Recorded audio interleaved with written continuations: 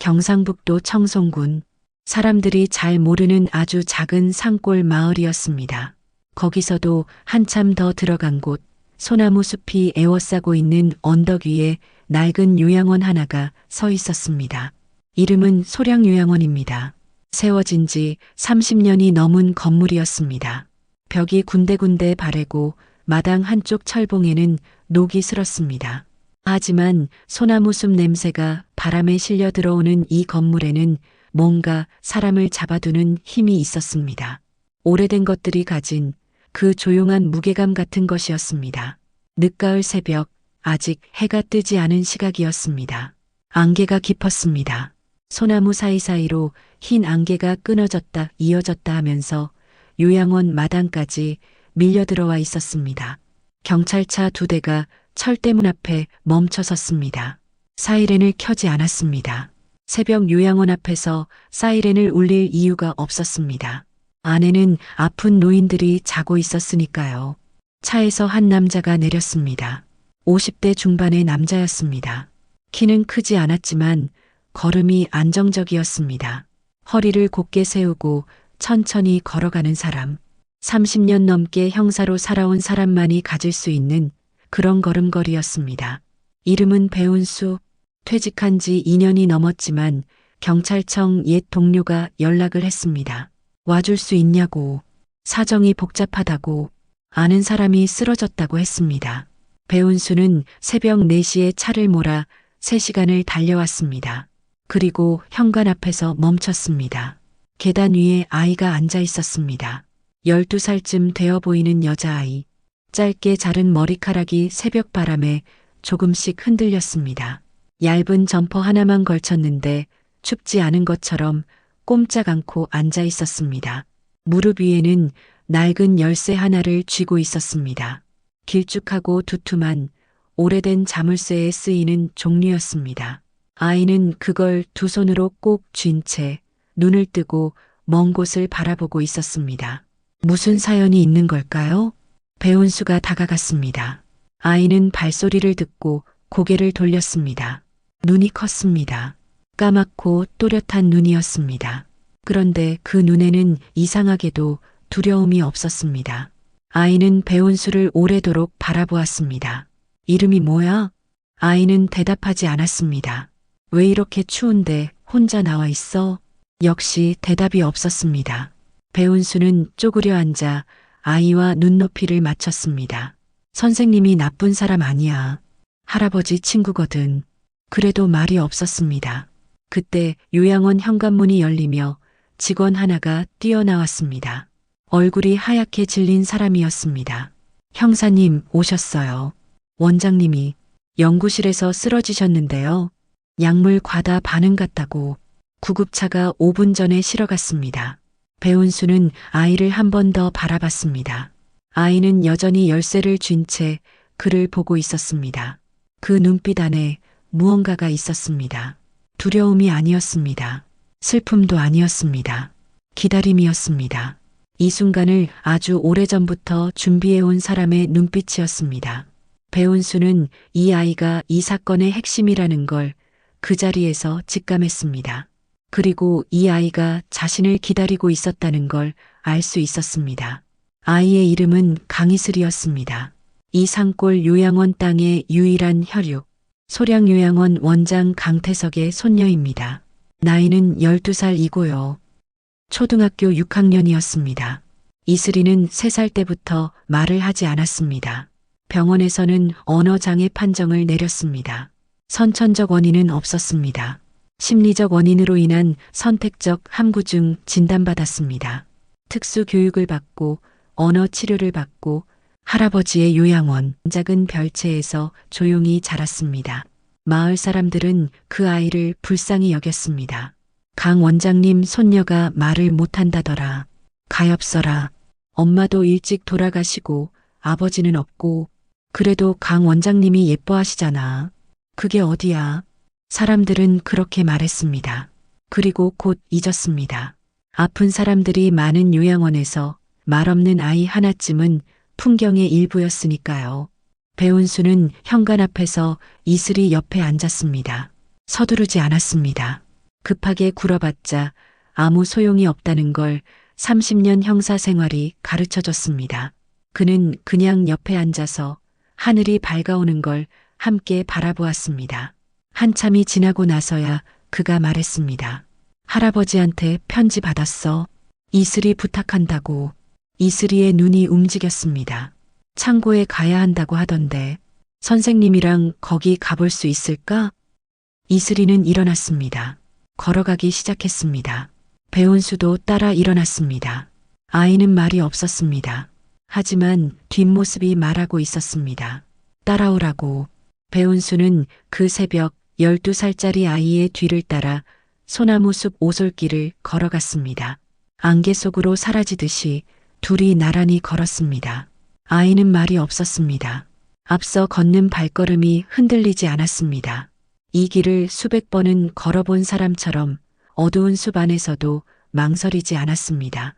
그 모습이 배운수는 가슴이 아팠습니다. 배운수는 그 뒷모습을 보면서 이상한 감각을 느꼈습니다. 자신이 따라가는 건지 이끌리는 건지 알 수 없는 감각. 30년 넘게 형사로 살면서 그는 수많은 사람의 뒤를 따라다녔습니다. 도망치는 사람, 거짓말하는 사람, 뭔가를 숨기려는 사람, 그 뒤를 쫓는 게 그의 일이었습니다. 그런데 지금 이 아이의 뒤를 따르는 건 그것과 달랐습니다. 이 아이는 도망치지 않았습니다. 이 아이는 기다리고 있었습니다. 이 아이는 배운수를 끌어당기고 있었습니다. 말 한마디 없이 그냥 걸음으로.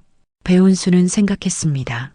강태석, 너 이 아이한테 너무 많은 걸 짊어지게 한 거 아니냐? 친구에 대한 원망이었습니다.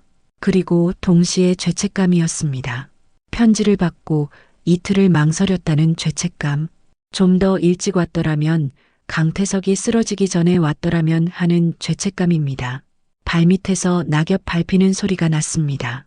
아이의 발소리와 자신의 발소리가 번갈아 났습니다. 작은 것과 큰 것이 나란히 두 사람과 같이 했습니다. 소나무 향기가 짙었습니다. 배운수는 문득 눈물이 날 것 같았습니다. 왜인지 설명할 수 없었습니다. 슬픔인지 미안함인지 분노인지도 몰랐습니다. 그냥 눈이 뜨거워졌습니다. 이 작은 아이가 이 숲을 혼자서 얼마나 많이 걸었을까? 아무한테도 말 못하면서 열쇠를 꼭 쥐고 얼마나 무서웠을까? 그는 눈을 한번 세게 감았다가 떴습니다. 퇴직한 형사가 새벽 숲에서 울면 안 됐습니다. 아직 해야 할 일이 남아 있었으니까요. 아이가 잠깐 멈췄습니다. 뒤를 돌아봤습니다. 배운수가 잘 따라오고 있는지 확인하는 것처럼 두 사람의 눈이 마주쳤습니다. 배운수는 고개를 끄덕였습니다. 괜찮다고, 따라가겠다고, 끝까지. 아이는 다시 앞을 보고 걸었습니다. 배운수도 걸었습니다. 안개가 두 사람을 천천히 감쌌습니다. 소나무들이 양쪽에서 조용히 서 있었습니다. 아무리 바람이 불어도 쓰러지지 않는 뿌리 깊은 나무들이 빼곡했습니다.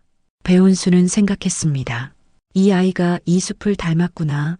오래 홀로 서 있었던 나무처럼 말이 없고 흔들리지 않고 뿌리가 깊은 나무를 닮았다고 생각했습니다. 그리고 그는 다짐했습니다. 늦었지만 그래도 이제는 내가 여기 함께 있겠다고. 배운수는 걸으면서 강태석의 편지를 떠올렸습니다. 일주일 전 그 편지가 도착했을 때 처음에는 그냥 안부 편지인 줄 알았습니다. 강태석과는 고향 친구였습니다. 같은 마을에서 태어나 자랐고 서로 다른 길을 걷다가도 가끔씩 연락을 주고받았습니다. 그런데 편지를 열어보는 순간 배운수는 뭔가 이상하다는 걸 느꼈습니다. 글씨가 달랐습니다. 강태석의 글씨는 원래 반듯하고 또박또박했습니다. 의사들이 갖는 그런 예리한 글씨체. 그런데 이 편지의 글씨는 흔들렸습니다. 힘이 없었습니다. 손이 떨리는 사람이 쓴 글씨였습니다. 운수야, 편지 쓰는 게 얼마만인지 모르겠다. 손이 요즘 많이 떨려서 글씨가 엉망이다. 알아볼 수 있을지 모르겠네. 다름이 아니라 내 손녀 이슬이 부탁을 하려고 이 편지를 쓴다. 갑자기 이런 말 꺼내서 미안하다. 근데 운수야, 솔직히 말하면 나 요즘 몸이 많이 안 좋아. 뭔가 이상하다는 걸 나 스스로 제일 잘 알거든. 내 몸에서 신호가 오는데 그게 좋은 신호가 아니야. 오래 못 갈 것 같다. 내 손녀에게 가봐줘라. 병원 창고에 있을 거야. 이슬이가 열쇠 하나를 갖고 있다. 목에 걸고 다닐 거야. 창고에 가보면 내가 알아야 할 것들이 다 있어. 그리고 운수야, 이슬이 그 아이 말이야. 다들 불쌍하다고 하지. 말 못하는 아이라고. 근데 나는 알아. 그 아이가 얼마나 많은 걸 보고 들어왔는지, 얼마나 오래 혼자 버텨왔는지, 내가 생각하는 것보다 훨씬 많이 알고 있어. 그러니까 다 설명 안 해줘도 돼. 그냥 옆에 있어줘. 기다려줄래? 그 아이가 준비되면 말할 거야. 아마 자네가 처음일 거야. 이슬이 목소리를 듣는 사람이 그게 자네가 됐으면 좋겠어. 나는 그걸 믿어. 운수야, 우리 고향에서 같이 뛰어놀던 거 생각난다. 참 오래됐지. 그때 내가 나 대신 싸워주던 거 아직도 기억해. 이번에도 부탁한다. 이번엔 내 손녀 대신. 고맙다. 태석이가. 배운수는 그 편지를 받고 이틀을 망설였습니다. 설마 싶었습니다. 오래 못 갈 것 같다는 말이 이렇게 빨리 현실이 될 줄은 몰랐습니다. 그래서 더 늦게 왔다는 죄책감이 지금 이 새벽에 그의 발목을 잡았습니다. 이슬이의 어린 시절로 돌아가야 합니다. 그래야 이 이야기가 왜 이렇게 되었는지 이해할 수 있으니까요. 강태석은 1950년대 청송에서 태어났습니다. 가난한 농사꾼 집안의 셋째 아들이었습니다. 형들은 어려서 논으로 나가서 농사 지었습니다. 하지만 강태석은 달랐습니다. 읽고 쓰는 걸 좋아했고 질문이 많았고 선생님들이 아까워했습니다. 그렇게 공부해서 경북대 의과대학을 나왔고 대구에서 가정의원을 열었습니다. 그 병원이 자리를 잡던 무렵 아내 최순덕을 만났습니다. 국문학을 가르치는 교사였습니다. 두 사람은 딸 하영과 아들 만준을 낳았습니다. 강태석이 51살이 되던 해 아내 최순덕이 위암으로 세상을 떠났습니다. 발견했을 때 이미 3기였습니다. 진단받고 1년도 채 버티지 못했습니다. 강태석은 의사였습니다. 그런데 가장 가까이 있던 사람의 병을 가장 늦게 알았습니다. 그 사실이 그를 오래 괴롭혔습니다. 강태석은 그 이후 달라졌습니다. 병원을 접었습니다. 대도시가 싫어졌습니다. 사람들 틈에서 살기가 힘들어졌습니다. 그래서 고향 청송으로 내려왔습니다. 산이 보이는 언덕 위에 작은 요양원을 열었습니다. 이름은 아내가 좋아하던 소나무를 따서 소량요양원이라고 지었습니다. 그리고 몇 년 뒤 딸 하영이 내려왔습니다. 배 안에 아이를 품고 왔습니다. 강태석은 딸한테 아무것도 묻지 않았습니다. 아버지가 누구냐고도 묻지 않았고 어떻게 된 거냐고도 묻지 않았습니다. 그냥 말했습니다. 여기서 같이 살자. 그해 가을 이슬이가 태어났습니다. 강태석은 병원 신생아실에서 손녀를 처음 안았을 때 오래 울었습니다. 간호사들이 왜 우냐고 물었습니다. 강태석은 이렇게 말했습니다. 이 아이가 내 전부입니다. 그 말은 진심이었습니다. 강태석은 이슬이를 자기 목숨보다 소중히 여겼습니다. 이슬이의 가장 이른 기억은 할아버지의 무릎이었습니다. 넓고 따뜻한 무릎. 거기 앉으면 바깥 세상이 보였습니다. 요양원 마당, 소나무 숲, 먼 산, 그리고 하늘. 할아버지는 그 무릎 위에 이슬이를 앉히고 이런저런 것들을 가르쳐 줬습니다. 이슬아, 저 나무 이름이 뭔지 알아? 소나무. 잘 봐. 소나무는 겨울에도 안 죽잖아. 왜 그럴까? 추워도 괜찮아서요? 맞아. 뿌리가 깊어서야. 뿌리가 깊으면 바람이 아무리 불어도 안 쓰러져. 우리 이슬이도 그렇게 살아야 해. 알겠지? 이슬이는 그 말의 뜻을 그때는 몰랐습니다. 그냥 소나무가 예쁘다고 생각했습니다. 할아버지는 이슬이에게 글을 가르쳤습니다. 학교 들어가기도 전에 혼자서 책을 읽을 수 있게 해줬습니다. 매일 밤 이불 속에서 함께 책을 읽었습니다. 할아버지의 낮고 조용한 목소리가 이슬이의 귀에 스며들었습니다. 이슬아, 세상에서 가장 무서운 게 뭔지 알아? 귀신요? 우리 이슬이는 귀신이 제일 무섭구나. 할아버지는 진실이 묻히는 게 제일 무서워. 나쁜 일이 있었는데 아무도 모르는 거야. 그게 제일 무서운 거야. 그럼 어떻게 해요? 기억해야 해. 내가 본 걸, 내가 들은 걸, 아무리 어리고 힘없어도 기억하고 있으면 언젠가는 쓸 수 있어. 그게 제일 강한 무기야. 이슬이는 그 말을 가슴에 새겼습니다. 아직 뭘 기억해야 하는지 몰랐지만 엄마 강아영은 밝은 사람이었습니다. 아침마다 노래를 흥얼거렸고 요양원 환자들한테 먼저 인사했고 밥을 먹다가도 재미있는 말을 찾아냈습니다. 그런 사람이었습니다. 억지로 밝은 게 아니라 진짜로 밝은 사람. 세상이 그래도 살만하다고 생각하는 사람이었습니다. 그런데 가끔씩 먼 곳을 바라보는 눈빛이 있었습니다. 이슬이가 그 눈빛을 발견한 건 5살 무렵이었습니다.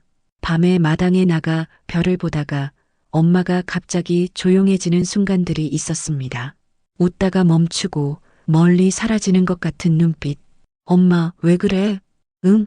아니야. 그냥 별이 예뻐서. 엄마 슬퍼요? 아니. 이슬이가 있는데 왜 슬퍼? 하영은 이슬이를 꼭 안았습니다. 그 품이 따뜻했습니다. 하지만 이슬이는 느꼈습니다. 엄마가 뭔가를 감추고 있다는 걸. 어느 날 밤이었습니다. 이슬이는 엄마 무릎에 누워 있었고 하영은 별을 가리켰습니다. 이슬아, 저 별 보여? 응, 저 별이 엄마 별이야. 엄마가 없어지면 거기 올라가 있을 테니까 보고 싶으면 거기 찾아봐. 엄마가 왜 없어져? 어디 가요? 아니, 아무 데도 안 가. 근데 세상에 영원한 건 없잖아. 그냥 알아두면 좋을 것 같아서. 나 싫어. 그런 말. 알았어. 안 할게. 미안해. 하영은 이슬이를 다시 꼭 안았습니다. 그 품이 따뜻했습니다. 하지만 이슬이는 느꼈습니다. 엄마가 뭔가를 감추고 있다는 걸. 두려운 것도 아니고 슬픈 것도 아닌 그보다 더 오래된 종류의 무게. 오래 혼자 들고 있어서 이미 몸에 배어버린 것 같은 그런 무게였습니다. 이슬이는 그게 뭔지 몰랐습니다. 그냥 엄마 품이 따뜻한데 왜인지 꼭 잡고 싶었습니다. 이유는 몰랐지만 놓으면 안 될 것 같아서. 하영은 이슬이 이마에 입을 맞췄습니다. 따뜻했습니다. 이슬이는 눈을 감았습니다. 엄마 냄새가 났습니다. 뭔지 모를 불안함이 아까보다 조금 가라앉았습니다. 하늘에는 별이 많았습니다. 며칠 뒤 밤이었습니다. 이슬이는 방에서 잠든 척 누워 있었습니다. 부엌 불빛이 문틈으로 새어 들어왔습니다. 하영이 아직 안 잔다는 뜻이었습니다. 이슬이는 살그머니 일어나 문틈으로 내다봤습니다.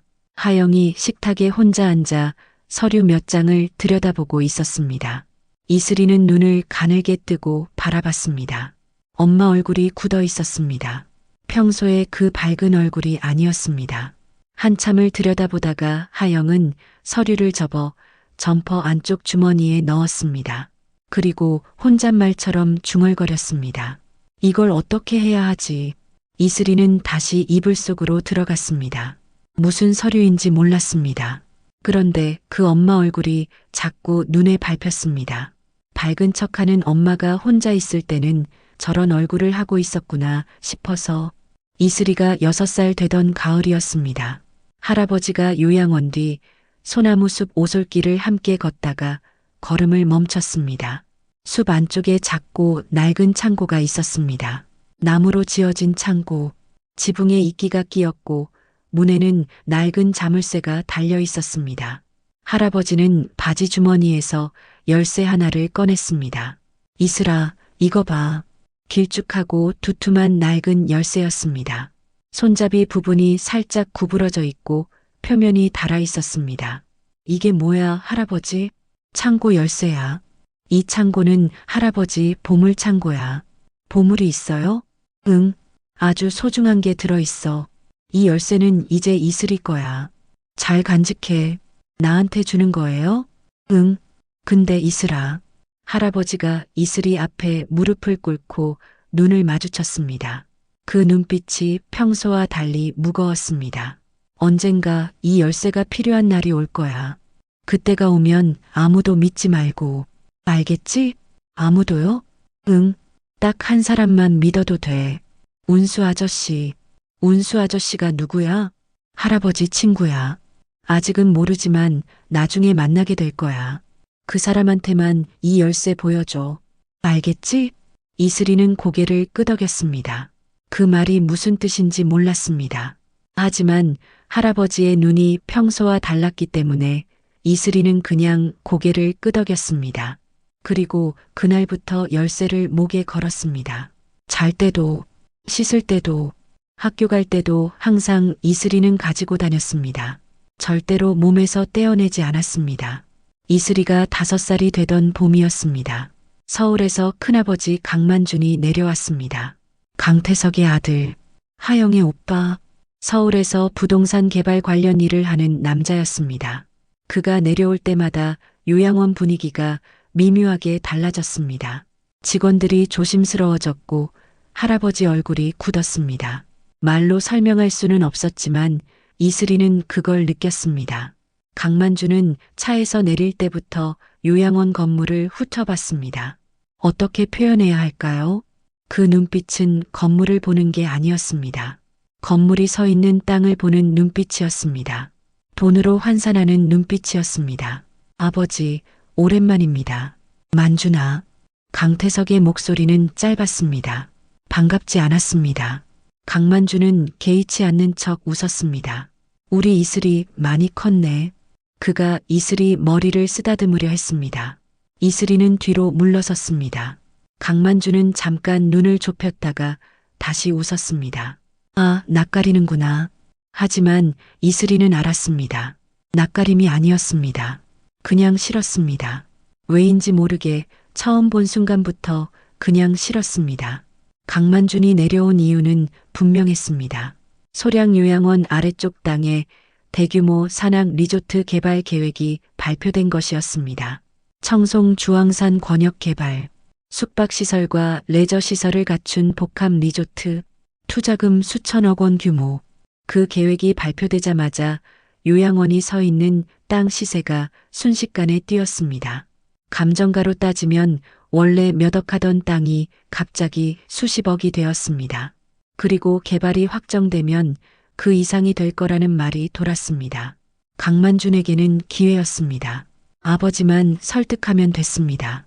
아버지, 이 땅 팔면 우리 식구들 편하게 살 수 있어요. 환자들도 더 좋은 시설로 옮기고 나는 이 자리를 안 판다. 왜요? 평생 여기 이러고 계실 거예요? 아버지도 연세가 있으신데 여기가 내 자리야. 이건 감정으로 결정할 문제가 아니에요. 이성적으로 생각해 보세요. 나는 이성적으로 생각했어. 결론은 안 판다야. 그만 올라가. 강태석은 단호했습니다. 강만주는 겉으로는 웃으며 물러섰습니다.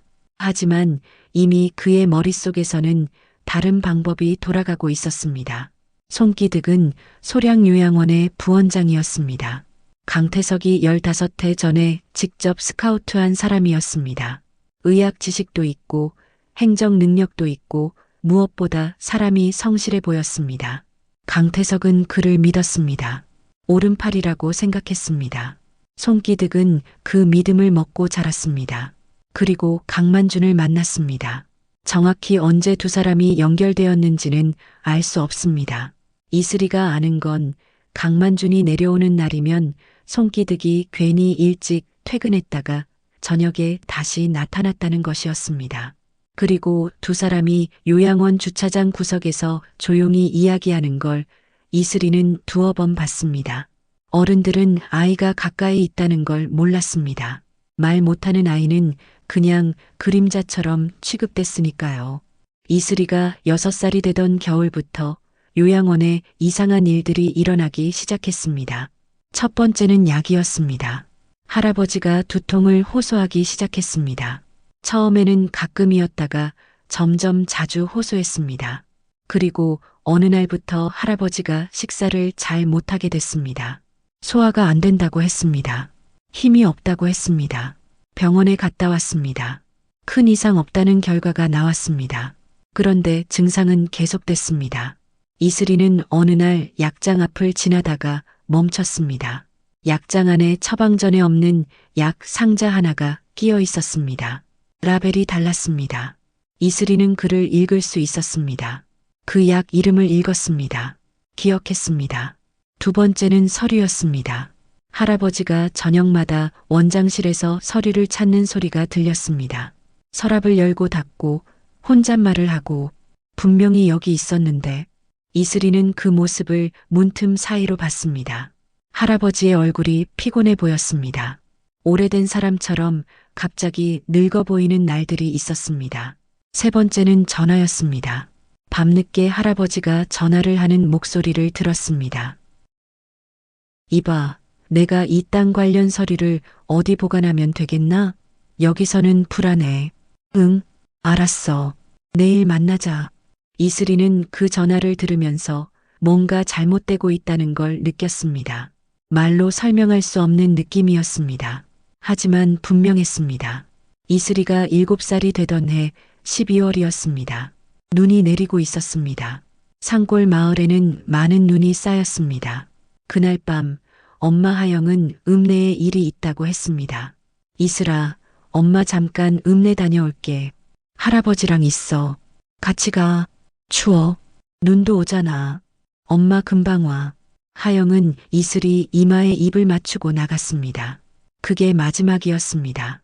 하영의 차는 요양원에서 읍내로 이어지는 좁은 산길을 내려가다가 낭떠러지 아래로 굴렀습니다.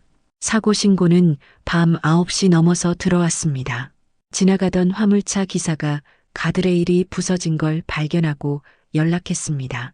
차는 15m 아래로 떨어져 있었습니다. 하영은 현장에서 사망했습니다. 경찰은 눈길 미끄럼 사고로 처리했습니다. 그런데 강태석은 그날 밤부터 잠을 자지 못했습니다. 자꾸 한 장면이 머릿속에서 떠나지 않았습니다. 사고 전날 오후 차고 앞을 지나다가 봤던 것. 손기득이 하영의 차 아래쪽에서 몸을 일으키던 모습이었습니다. 그때는 그냥 타이어를 살펴보나 보다 했습니다. 그런데 지금 생각하면 강태석은 이불을 걷어차고 일어나 앉았습니다. 손이 떨렸습니다. 강태석은 눈길 사고라는 그 말을 들었을 때 손이 떨렸지만 아직은 증거가 없었습니다. 강만주는 울었습니다. 장례식 내내 문상객들한테 누나가 얼마나 착한 사람이었는지 말했습니다. 목이 메었습니다. 그 눈물이 얼마나 진심이었는지는 그가 장례를 마치고 서울로 올라가는 차 안에서 손기득한테 전화를 걸었다는 사실이 말해줍니다. 통화 내용은 짧았습니다. 수고했다는 말 한마디입니다. 음모가 있는 게 분명했습니다. 이슬이는 아무것도 하지 못했습니다. 7살이었으니까요. 그냥 영정 앞에 앉아서 엄마 사진을 바라봤습니다. 웃고 있는 엄마 사진을. 왜 웃냐고 물어보고 싶었습니다. 지금 웃을 때가 아니라고. 근데 말이 나오지 않았습니다. 그날 이후로 지금까지 말을 할 수 없었습니다. 별다른 조사 없이 마무리됐습니다. 아무 일도 없었다는 듯이 세상은 그냥 그렇게 넘어갔습니다. 이슬이는 엄마 장례식 내내 한 구석에 앉아 있었습니다. 울지 않았습니다. 아직 실감이 나지 않았습니다. 엄마가 어디 잠깐 간 것 같았습니다. 곧 돌아올 것 같았습니다. 할아버지는 영정 앞에 앉아 내내 말이 없었습니다. 그 모습이 이슬이를 더 무섭게 했습니다. 할아버지가 우는 걸 본 적이 없었으니까요. 그런데 그날은 울었습니다. 소리 없이 눈물만 흘렸습니다. 장례가 끝나고 사흘째 되던 밤이었습니다. 이슬이는 잠이 안 왔습니다. 엄마 방 냄새가 아직 복도에 남아 있어서 복도에 나왔다가 할아버지 방 앞에서 멈췄습니다. 방 안에서 낮은 목소리가 들렸습니다. 할아버지와 또 한 사람, 두 사람의 목소리였습니다. 이슬이는 숨을 죽였습니다. 증거가 없으면 움직이기 힘듭니다.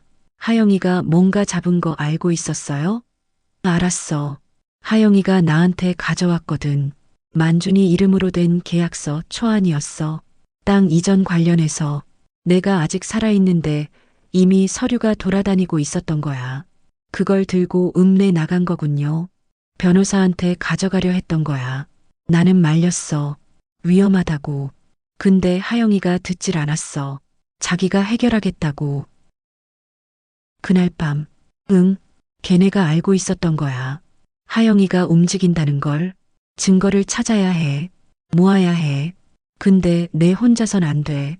누가 했다고 생각하세요? 만준이야. 그리고 기득이. 부원장님이요? 응.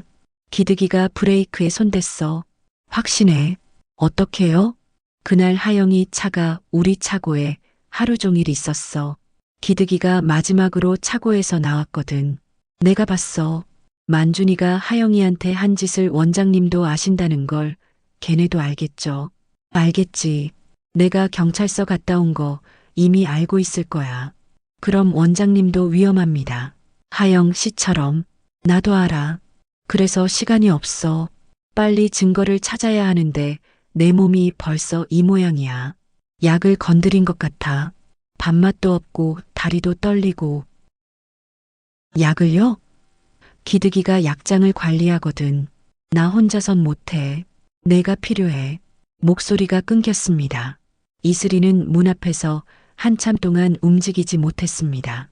그날 밤 이슬이는 방으로 돌아와 이불을 뒤집어 쓰고 오래 생각했습니다. 7살의 생각이었습니다. 논리적이지 않았습니다. 그러나 이상하게 선명했습니다. 엄마가 사고로 죽은 게 아니라는 것, 큰아버지와 손기득이 관계가 있다는 것, 할아버지가 위험하다는 것, 그리고 이슬이는 생각했습니다. 내가 할 수 있는 게 뭘까? 나는 7살이고 몸도 작고 힘도 없어. 그런데 한 가지는 할 수 있어. 보이지 않는 사람이 되는 것. 말 못하는 아이는 아무도 경계하지 않는다는 걸 이슬이는 이미 알고 있었습니다. 그날 이후 이슬이는 단 한마디도 단 한 번도 하지 않았습니다. 9년 동안 이슬이는 요양원 안에서 유령이 되었습니다. 말이 없으니까 무시당했습니다. 아이니까 경계하지 않았습니다. 그래서 어른들은 이슬이가 옆에 있어도 이야기를 계속했습니다. 이슬이는 그 모든 것을 들었습니다. 식당에서 밥을 먹으면서 들었습니다. 유언장은 언제 준비돼? 공증 받은 거 이미 있어. 타이밍만 맞추면 돼. 아버지가 눈치챈 것 같던데. 경찰서도 갔다 왔잖아. 약 조절하면 돼. 머리가 흐릿해지면 뭘 의심해도 확신을 못해. 서류를 찾아봤자 이미 다 옮겨뒀고 설령 뭔가 잡아도 본인 입으로 말할 힘이 없을 거야. 확실해? 내가 약장 관리하는 거 알잖아. 티 안 나게 천천히 하면 돼. 갑자기 쓰러지면 의심받으니까. 만준과 손기득이 식당 끝에 앉아 낮은 목소리로 나누는 말들. 이슬이는 숟가락을 내려놓지 않았습니다. 들키면 안 됐습니다. 그냥 밥을 먹었습니다. 눈은 밥그릇에 두고 그리고 방에 돌아와서 작은 노트에 적었습니다. 복도를 지나면서 들었습니다. 전화 통화 내용, 직원들끼리 나누는 이야기, 누가 언제 어디서 누구를 만났다는 것. 이슬이는 모든 것을 날짜와 함께 기억했습니다. 쓰레기통도 뒤졌습니다. 요양원 원장실 쓰레기통에서 구겨진 서류 초안을 꺼냈습니다. 땅 이전 계약서, 수신인 강만준, 날짜는 엄마가 돌아가시기 한 달 전이었습니다. 이슬이는 그 종이를 조심스럽게 펴서 읽었습니다. 다 읽고 다시 접어서 매트리스 밑에 숨겼습니다. 이슬이의 노트는 처음에는 그림이었습니다. 7살 아이의 그림, 동그란 머리에 선으로 그린 팔다리. 하지만 정확했습니다.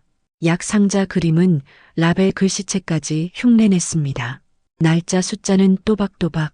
나이가 들면서 글씨가 더해졌습니다. 10살 무렵부터는 문장으로 썼습니다. 오늘 강만준이 손기득을 불러서 30분 이야기함. 내용 불분명. 손기득이 나올 때 봉투를 들고 있었음. 원장실 약장에서 이름 모르는 약 발견. 처방전에 없는 것. 이름은 땡땡땡. 할아버지가 오늘 2번 넘어짐. 다리가 떨린다고 하심. 약 때문인지 모름. 노트는 6권이 됐습니다. 이슬이는 그 노트들을 참고한 바닥에서 살짝 뜬 선반 뒤쪽에 숨겨뒀습니다. 아무도 모르는 곳에 꼭꼭 숨겼습니다. 이슬이에게 첫 번째 위기가 왔습니다. 이슬이가 8살 되던 봄이었습니다. 강만준이 요양원에 와 있던 어느 날 이슬이는 뒤뜰에서 돌아오다가 자기 방문이 열려 있는 걸 발견했습니다. 아이는 멈췄습니다. 문틈으로 안을 들여다봤습니다. 강만준이 방 안에 있었습니다. 이불을 들치고 있었습니다. 책장 뒤도 들여다봤습니다. 창틀도 손으로 더듬었습니다. 이슬이의 심장이 쿵쿵 뛰었습니다. 방 안에는 아무것도 없었습니다. 모든 것은 이미 창고 안에 있었으니까요. 그래도 다리가 떨렸습니다. 강만준이 방을 나왔습니다. 이슬이 앞을 스쳐 지나가면서 한번 내려다봤습니다. 이슬이, 방에 뭐 없어? 이슬이는 눈만 깜빡였습니다. 말 못하지. 그래, 어차피. 강만준은 가버렸습니다. 이슬이는 그 자리에 오래 서 있었습니다. 다리가 너무 떨려서 움직일 수가 없었습니다. 울고 싶었습니다. 하지만 울지 않았습니다. 복도 끝에 기대서 숨을 고른 뒤 이슬이는 천천히 걸어갔습니다. 창고 자물쇠가 잘 잠겨 있는지 확인하러 창고로 걸어갔습니다. 두 번째 위기는 열쇠를 빼앗으려 한 날입니다. 이슬이가 10살이 되던 여름이었습니다. 손기득이 복도에서 이슬이를 불러 세웠습니다. 이슬아, 이리 와봐. 이슬이는 멈췄습니다. 목에 그 열쇠 어디서 났어? 할아버지가 줬어? 이슬이는 대답하지 않았습니다. 그 열쇠 아저씨한테 잠깐 빌려줄 수 있어? 창고에 어르신 물건이 있는데 열어봐야 해서. 이슬이는 고개를 저었습니다. 왜? 그냥 잠깐이야. 손기득이 손을 내밀었습니다. 이슬이는 뒤로 물러섰습니다.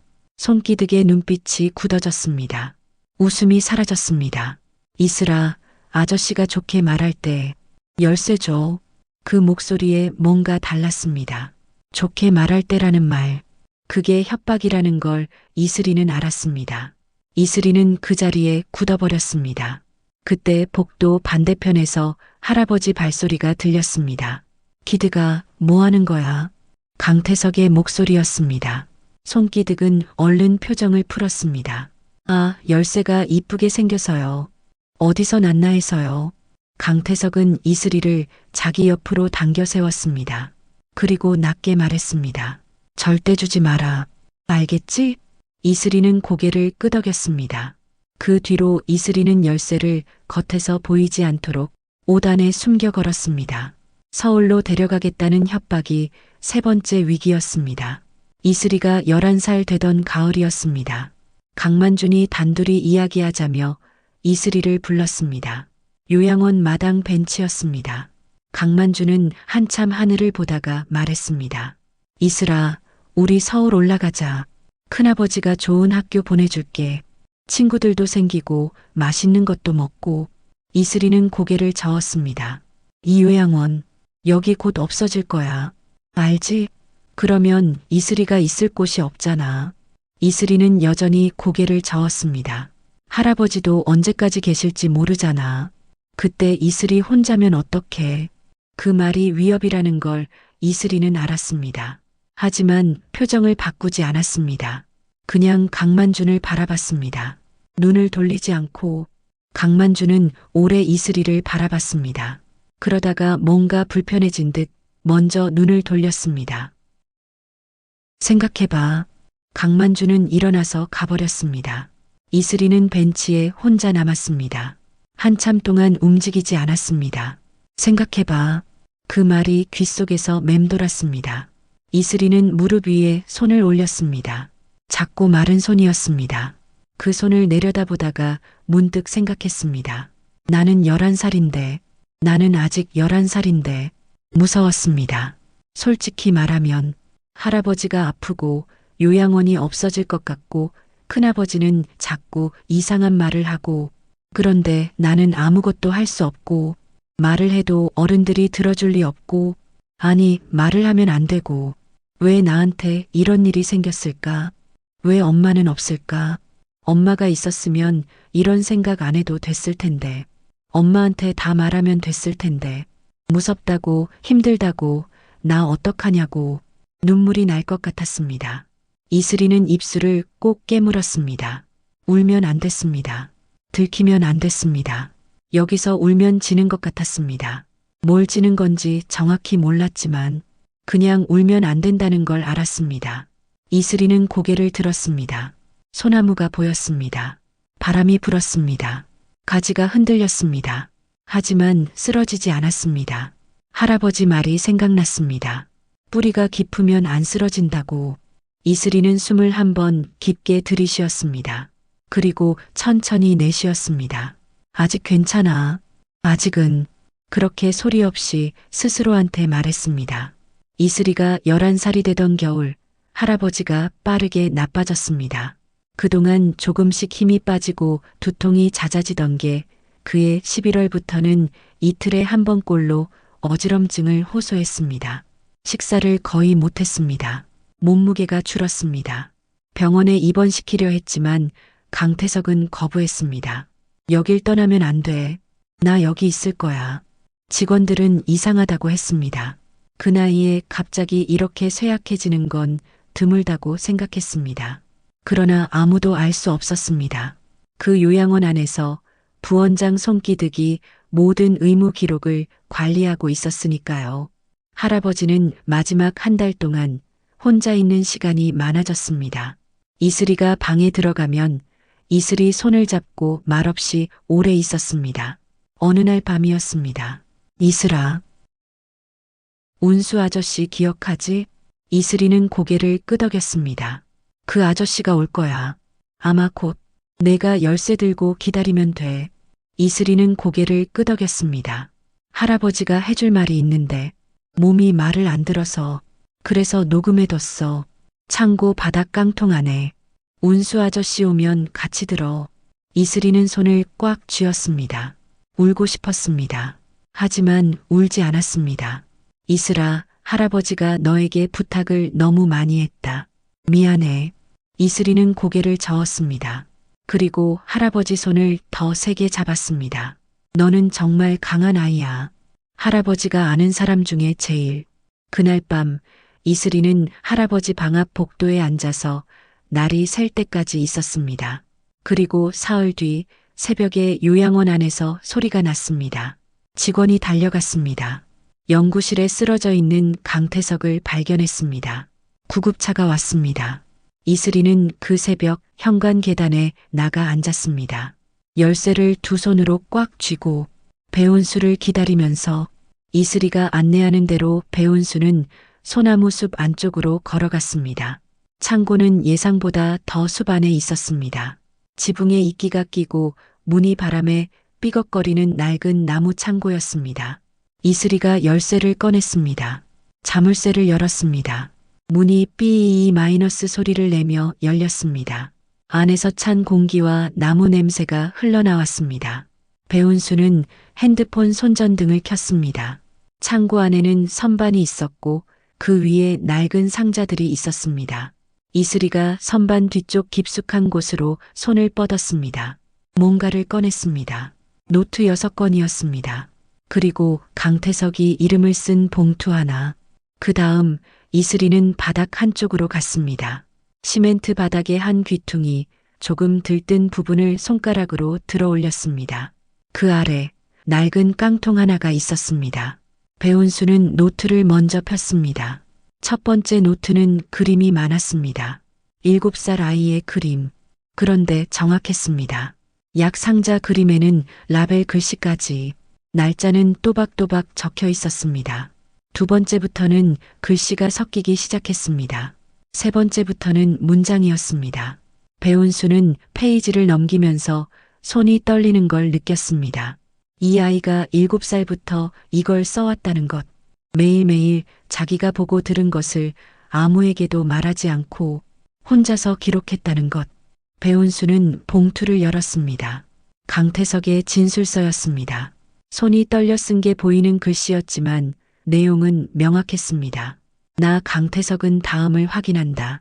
하영의 사고 전날 요양원 차고에서 손기득이 하영의 차 아래를 들여다보는 것을 목격했다. 당신은 이상하다고만 생각했다.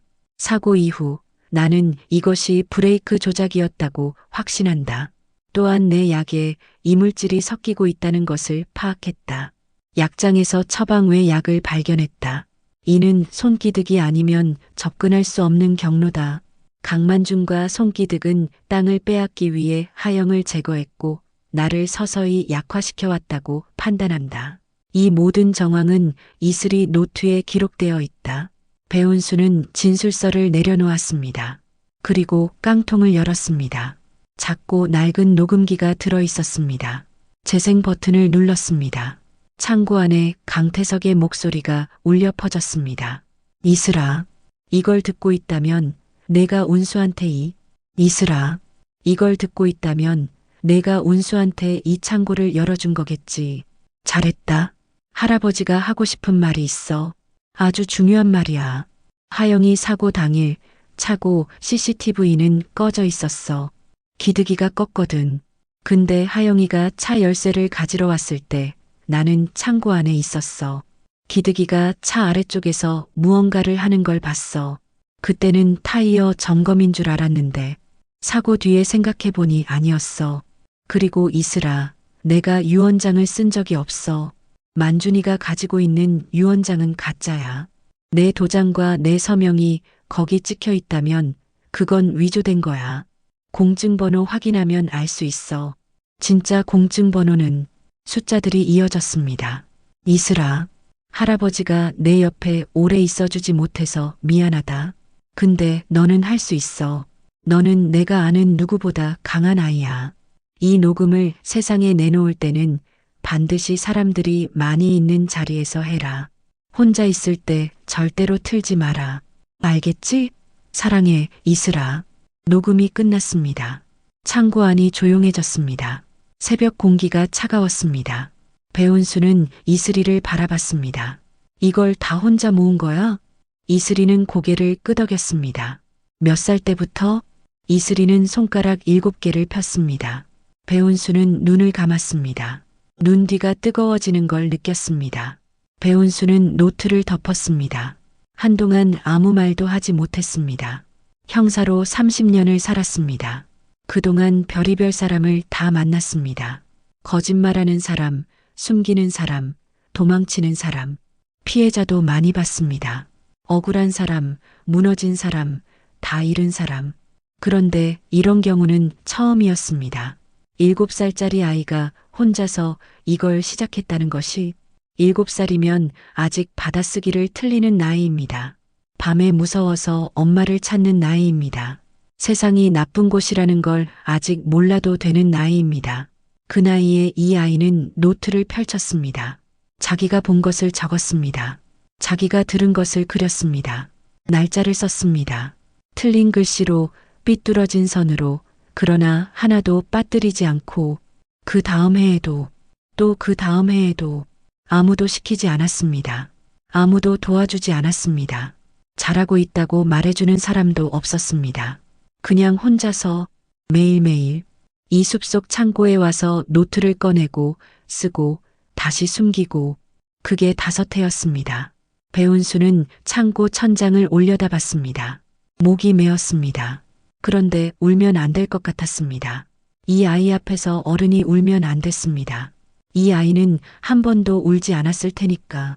아니, 울고 싶어도 울 수 없었을 테니까.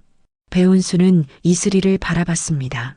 아이는 조용히 앉아 그를 기다리고 있었습니다. 이 어른이 다 읽을 때까지, 다 이해할 때까지 서두르지 않고 기다리고 있었습니다. 그 기다리는 눈빛이 배운수의 가슴을 가장 세게 찔렀습니다. 이 아이는 이렇게 기다리는데 익숙한 것이었습니다. 아주 오래전부터 기다림을 배우고 있었습니다. 강태석은 병원으로 실려간 지 나흘 만에 세상을 떠났습니다.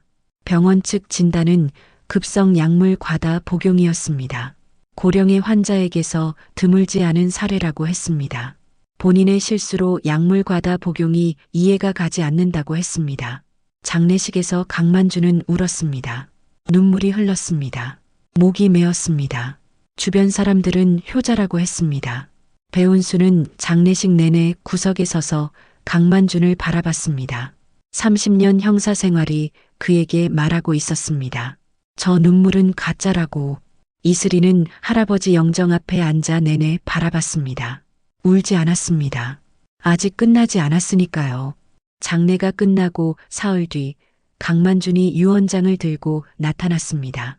공증 도장이 찍힌 유언장. 전 재산을 아들 강만준에게 남긴다는 내용이 있는 유언장이었습니다. 이것으로 요양원 부지는 강만준의 것이 된다고 했습니다. 배은수는 그 유언장을 보자마자 알았습니다.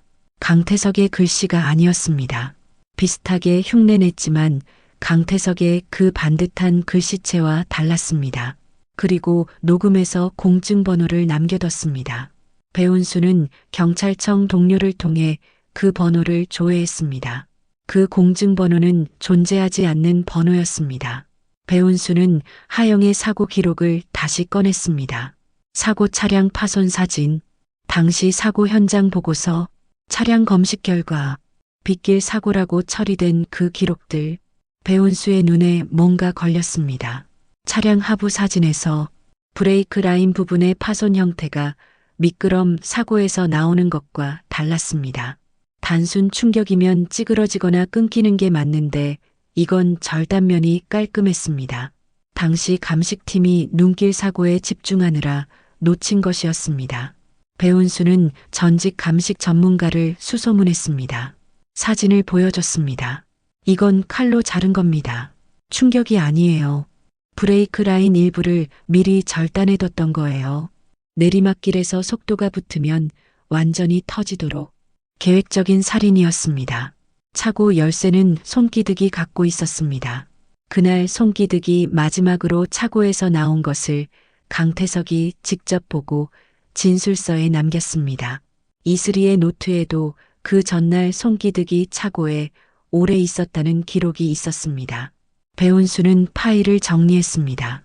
노트 사진, 진술서, 녹음 파일, 감식 전문가 소견, 위조 공증번호 등 하나하나 쌓였습니다. 배은수가 읍내 모텔에서 파일을 정리하던 밤이었습니다. 새벽 2시 무렵 문 밖에서 소리가 났습니다. 배은수는 오랜 습관으로 즉시 깼습니다. 문틈 아래로 손전등 불빛이 움직였습니다. 배은수는 조용히 일어나 화장실로 들어갔습니다. 방문이 열렸습니다. 두 사람이 들어왔습니다.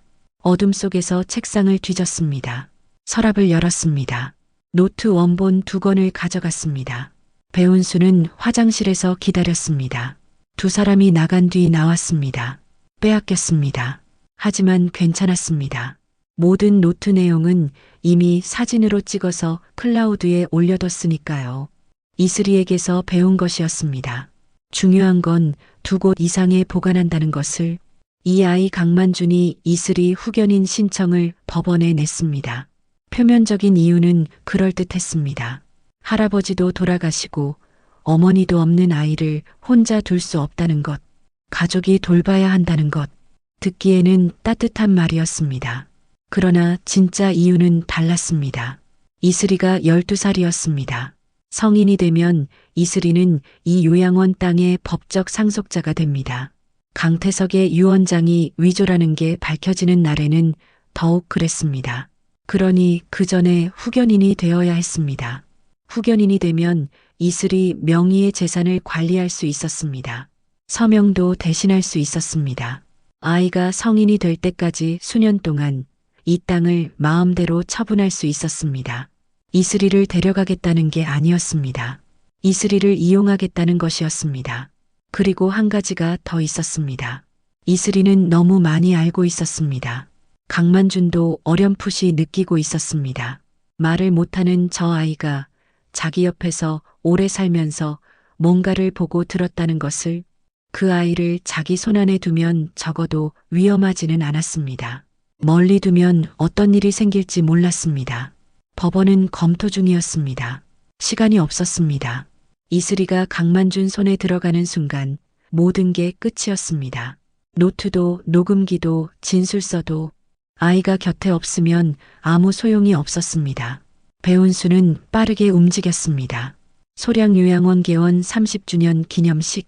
강만주는 이 자리를 자신의 요양원 인수기념 행사로 만들었습니다. 리조트 개발사 대표, 지역 언론 기자, 군청 관계자, 지역 유지들 40명 넘는 사람들이 초대됐습니다. 요양원 1층 강당이 식장이었습니다. 꽃 장식이 됐습니다. 현수막도 걸렸습니다. 강만준 이름이 크게 쓰여 있었습니다. 기념식 이틀 전 배은수가 청송경찰서를 찾아갔습니다. 파일을 올려놓았습니다. 경찰서 형사과장은 오래 앉아 파일을 들여다봤습니다. 이 녹음이 진짜요? 진짜입니다. 그리고 감식 전문가 소견도 있습니다. 브레이크 라인 절단입니다. 노트는 12살 아이가 쓴 거고 7살부터입니다. 지금 12살이 될 때까지. 형사과장은 한참 말이 없었습니다. 기념식에 맞춰서 움직이겠습니다. 11월의 아침이었습니다. 하늘이 맑았습니다. 소나무 숲 너머로 햇살이 비켜 들어왔습니다. 강당 안에는 사람들이 가득 찼습니다. 개발사 대표들은 앞줄에 앉았습니다. 기자들은 카메라를 들고 왔다 갔다 했습니다. 강만주는 단상 앞에서 직원들과 악수를 나눴습니다. 표정이 편안했습니다. 자신감이 넘쳤습니다. 손기득은 강당 옆쪽에 서 있었습니다. 식이 시작됐습니다. 사회자가 강만준을 소개했습니다. 박수가 나왔습니다. 강만준이 마이크를 잡았습니다. 안녕하십니까? 오늘 이 자리를 빌려 선친 강태석 원장님의 유지를 받들어. 그때였습니다. 강당 뒤쪽 문이 열렸습니다. 배은수가 들어왔습니다. 그 옆에 이슬이가 있었습니다. 이슬이의 손에는 녹음기가 들려 있었습니다. 그 뒤로 청송경찰서 형사 4명이 따라 들어왔습니다. 강만준의 얼굴이 굳었습니다. 손기득이 몸을 일으켰습니다. 배은수가 앞으로 걸어갔습니다. 강단 쪽으로. 사회자가 당황한 채 자리를 비켰습니다. 배은수가 마이크를 잡았습니다. 잠깐 실례하겠습니다. 이 자리에 오신 분들께 꼭 들려드려야 할 것이 있습니다. 강만준이 소리쳤습니다. 당신 뭐야? 지금 남의 행사에서. 배은수는 멈추지 않았습니다.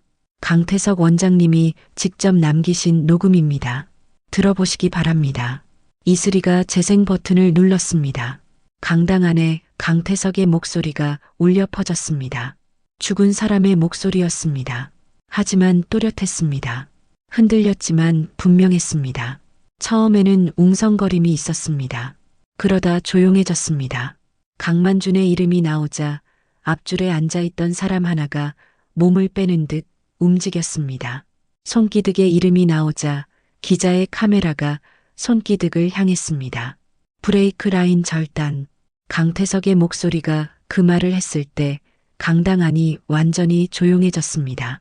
강만준이 돌아서려 했습니다. 형사들이 막았습니다. 강만준 씨, 잠깐요. 손기득이 옆문으로 달아나려 했습니다. 거기도 형사가 있었습니다. 녹음이 끝났습니다. 배은수가 말했습니다. 강태석 원장님의 유언장은 위조입니다. 공증번호는 존재하지 않는 번호입니다.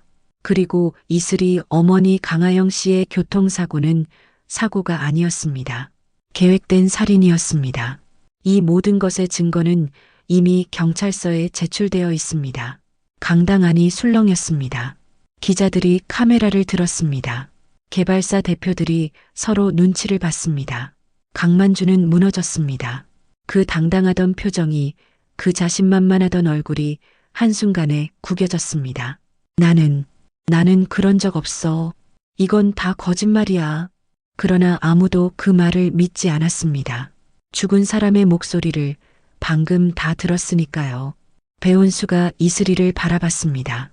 그리고 마이크를 내밀었습니다. 이슬이는 마이크 앞으로 걸어갔습니다.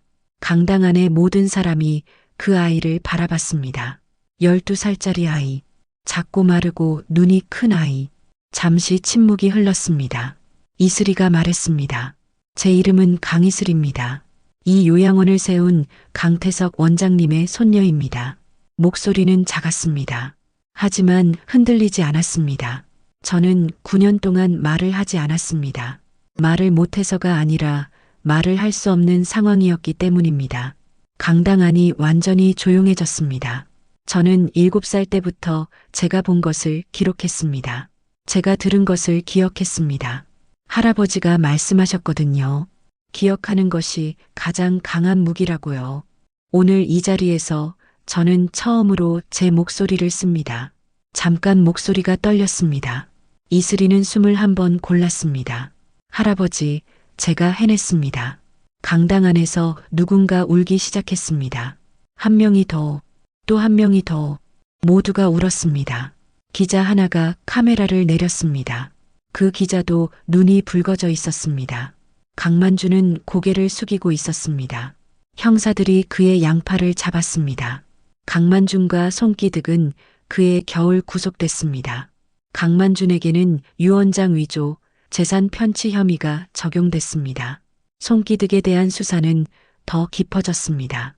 브레이크 라인 절단에 사용된 도구의 구입 기록이 손기득의 카드 내역에서 나왔습니다. 사고 닷새 전이었습니다.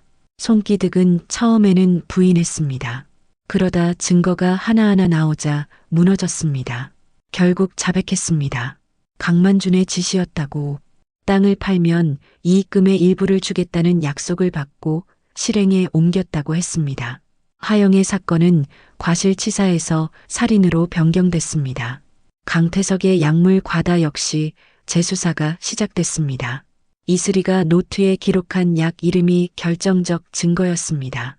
그 약은 장기 복용하면 신경계를 손상시키는 성분이 들어 있었습니다. 천천히 티나지 않게 신경계를 파괴시켰습니다. 위조 유언장은 법원에서 무효 판결을 받았습니다. 소량요양원은 강이슬의 이름으로 다시 등록됐습니다. 배운수가 후견인이 됐습니다. 그리고 이슬이는 말을 했습니다. 처음에는 작게, 그러다 조금씩, 처음으로 학교 선생님한테 인사를 건넸을 때 선생님은 울었습니다. 처음으로 읍내 슈퍼마켓 아주머니한테 감사합니다 했을 때 아주머니는 두 손으로 이슬이 손을 잡았습니다. 이슬이는 읍내 초등학교로 전학을 갔습니다. 처음에는 낯설었습니다. 많은 아이들이 있었고 시끄러웠고 뭔가 너무 빠르게 돌아가는 것 같았습니다. 그런데 한 달쯤 지나자 친구가 생겼습니다. 옆자리 아이였습니다.